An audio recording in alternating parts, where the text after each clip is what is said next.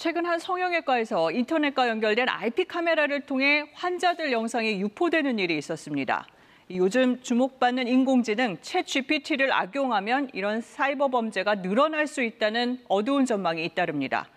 그렇다면 실제로 챗GPT의 해킹 능력은 어느 정도인지 알아봤습니다. 조정인 기자입니다.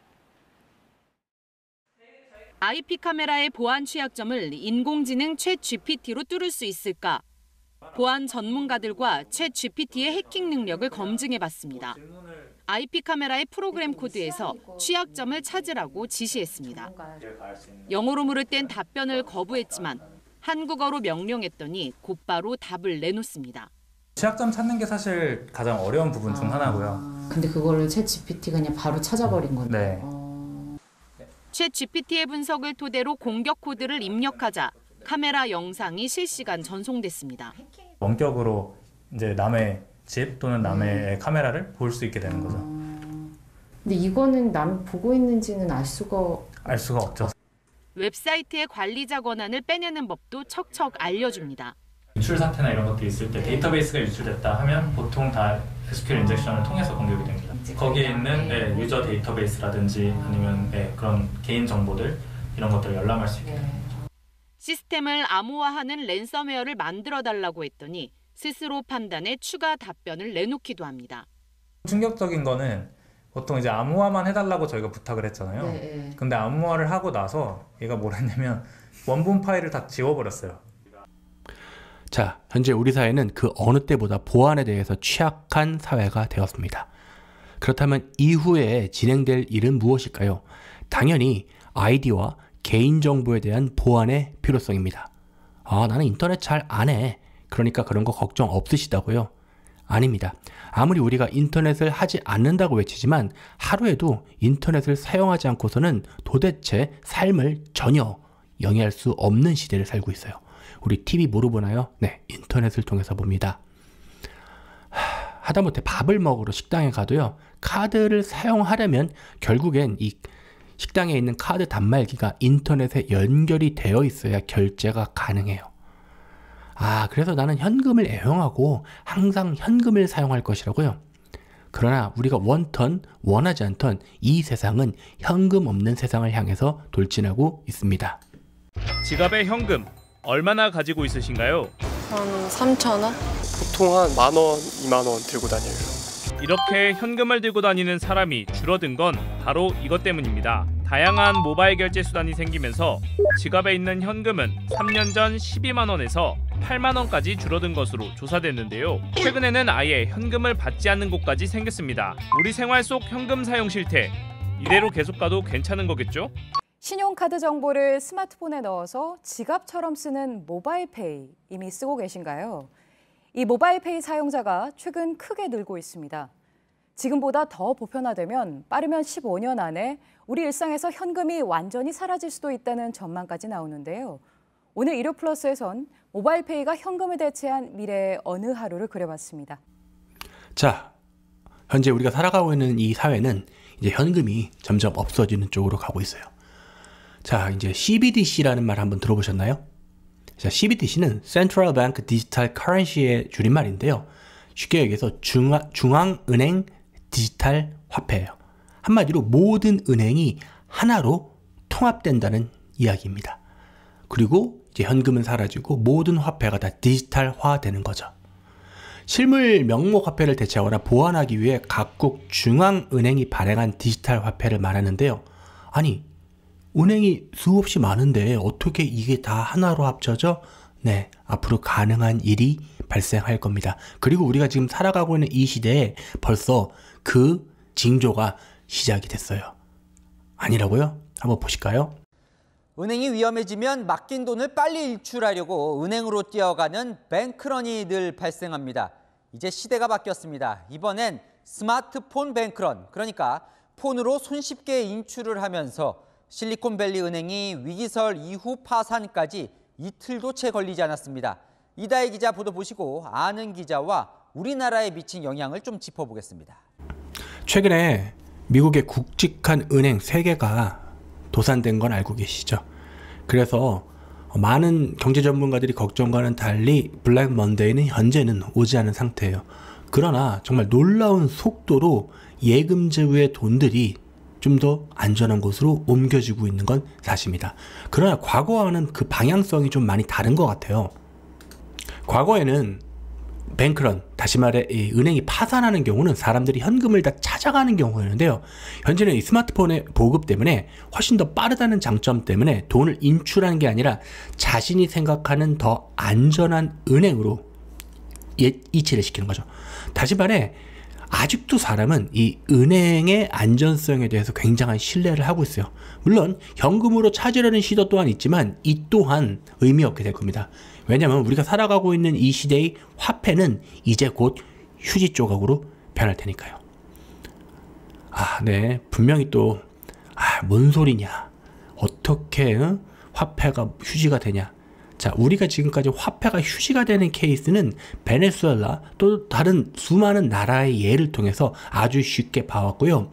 이미 전 세계는 이 화폐가 거의 휴지로 되는 것을 이미 많은 차례 경험했었습니다. 언제나 1차 세계대전, 2차 세계대전 직전에는 지금과 비슷할 정도의 경제의 문제가 항상 있었습니다. 그럼 이렇게 현금이 점점 사라지고 중앙화폐로 이게 이전되고 그리고 아이디가 된다면, 자, 여러분 제가 어떤 말씀을 드리려고 하는지 눈치채셨나요?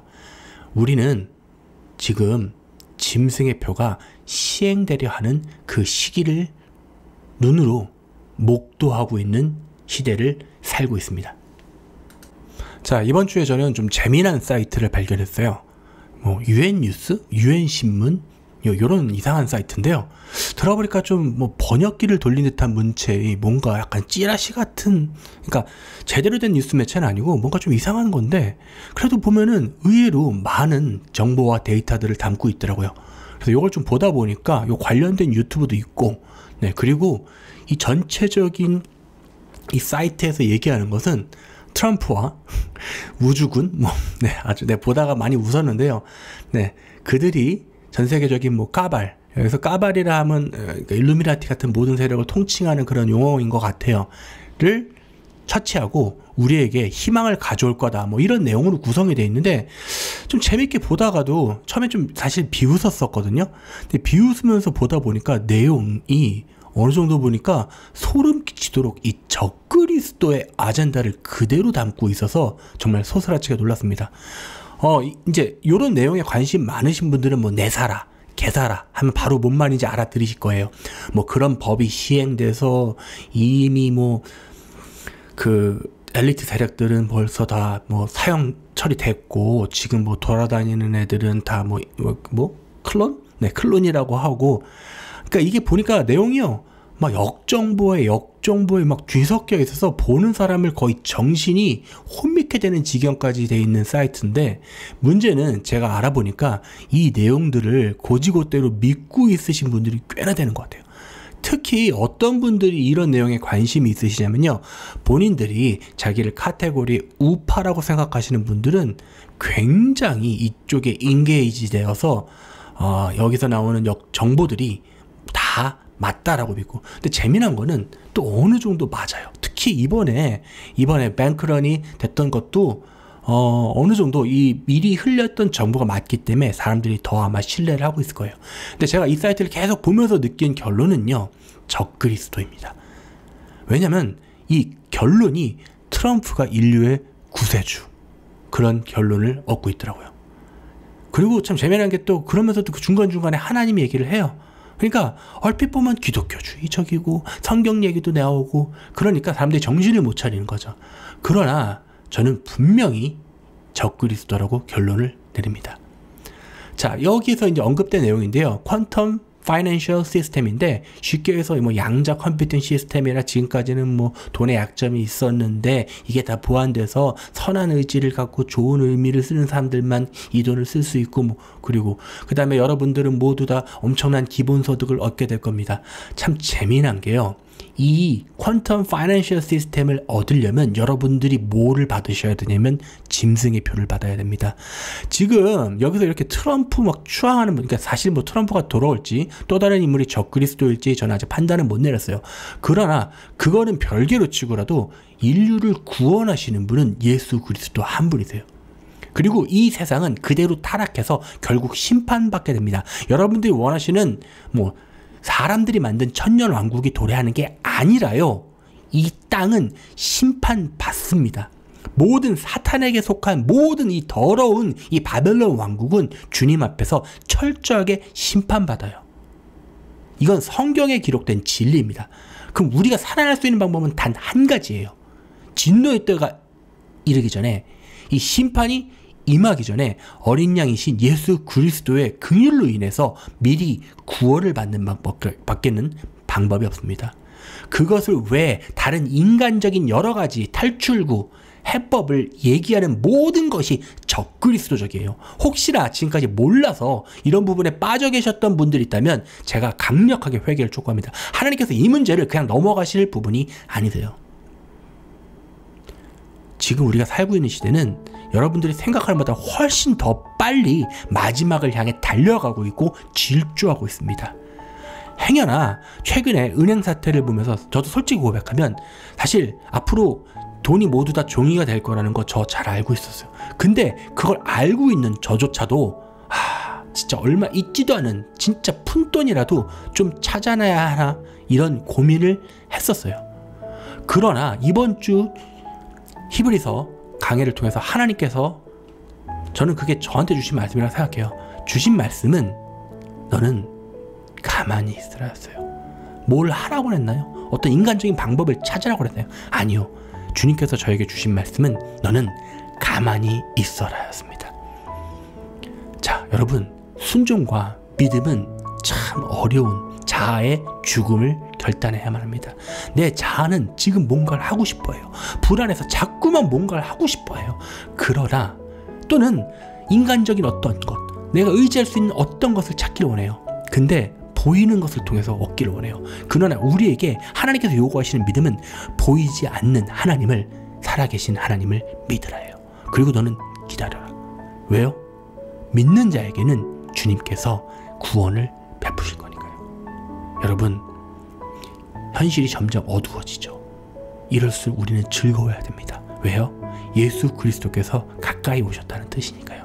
여러분, 이제 다른 것 의지하셨던 것, 그런 우상을 가졌던 것 다 철저하게 회개하시고 오직 예수 그리스도만 의지하시는 여러분 되시기를 축원합니다. 아멘.